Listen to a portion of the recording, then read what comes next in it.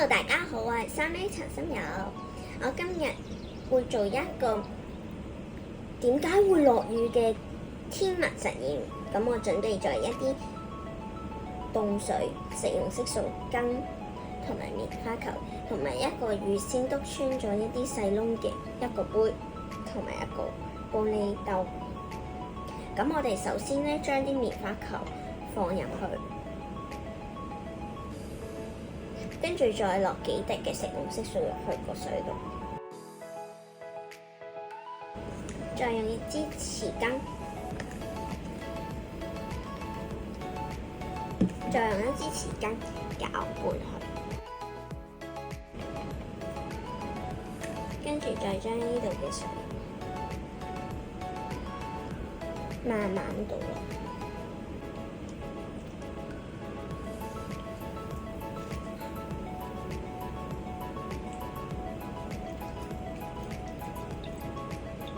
跟住將撈勻咗食用色素嘅水倒入去，放滿咗棉花球嘅杯入邊。當嗰個杯入邊嘅水超過咗棉花球可以吸收嘅容量嘅時候，水就會喺杯底嘅窿度流出嚟。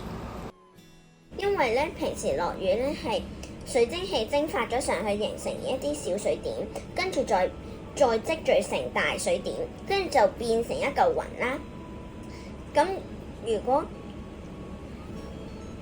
咁即係好似啲棉花咁咧，就好似雲咁樣啦。咁啲棉花就索水，所有佢可以索到嘅容量，即係好似雲索晒咁啦。咁咧佢所以太多大水點一齊喎，咁所以咧佢就會落雨啦。咁呢個即係咁樣，好似咁樣，咁啲棉花已經索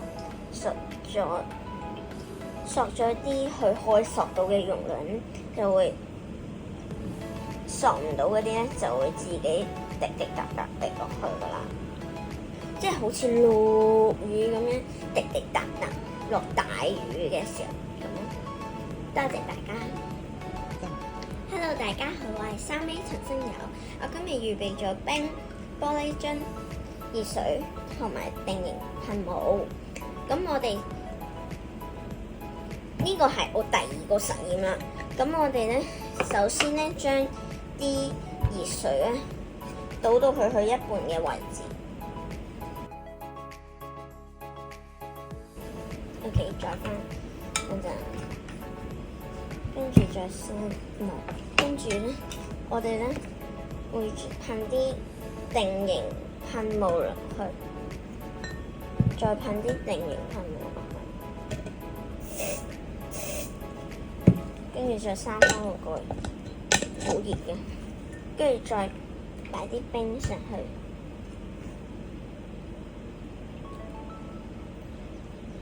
哇！你睇下。上面呢度有凝固咗嘅水蒸氣咧，就好似啲雲咁啦。點解會咁嘅咧？因為咧原本啲熱水咧就扮咗係啲水蒸氣啦。咁咧佢上升到一個凍嘅點，就好似天空個溫度好凍嘅時候咧，咁佢就會凝固成雲啦。咁佢啲雲就會好似而家咁樣咯。咁呢個噴霧咧會做啲乜嘢嘅咧？咁我哋咧想見到佢凝固咗呢個咧，所以咧要用定型噴霧咧去。定型噴霧係模擬緊空氣中嘅灰塵或者其他微細粒子，係用嚟幫助凝結空氣中嘅水氣形成雲嘅。跟住，你睇下，啲雲飛晒上嚟啊！好，多謝大家。